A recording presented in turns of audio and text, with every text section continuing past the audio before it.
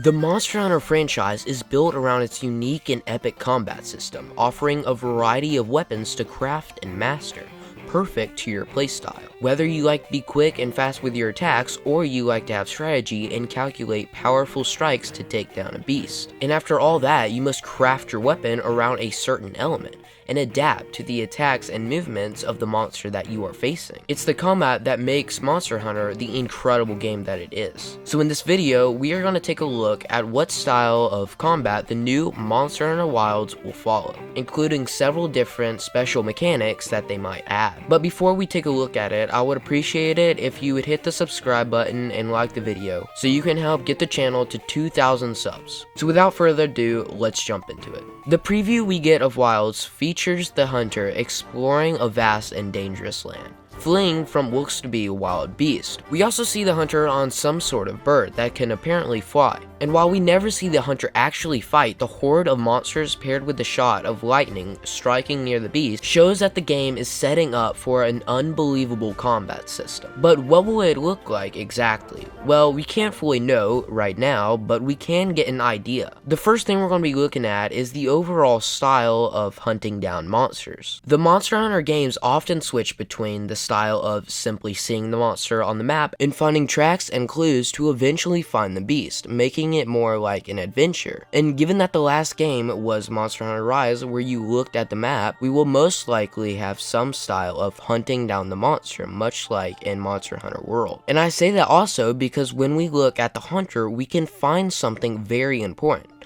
A scout fly lantern, the item used to hunt down monsters in Monster Hunter World, further showing that we will be hunting them down instead of just looking at the map. But now let's look at the actual combat, and since we haven't seen it yet, let's look at what it could be instead. Now every Monster Hunter combat system throughout the games is relatively the same, featuring variety of weapons and different combos. So of course it'll be the same with Wilds. But there is a couple key elements that I want to take a look at, and that is using different weapons for different monsters.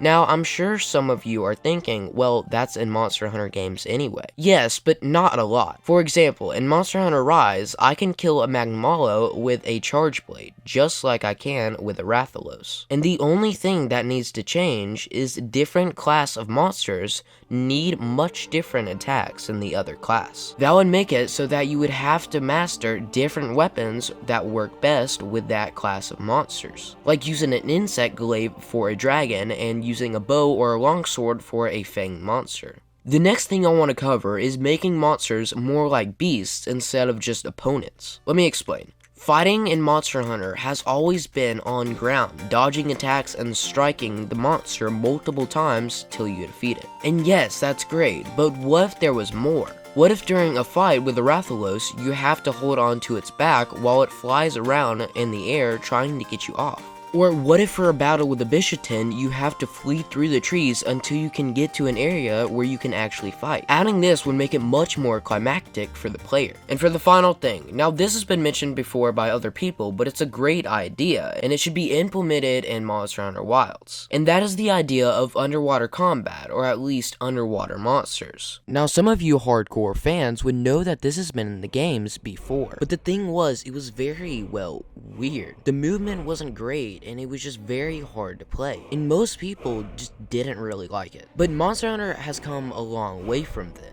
and the ability to make a smooth underwater mechanic is much easier now, recalling the old Monster Hunter games in a new and improved way. And that is my thoughts on the new Monster Hunter Wilds combat. If you're excited about the game, make sure to hit the subscribe button so you don't miss out on any new Monster Hunter content. And with all that said, I'll see you in the next one.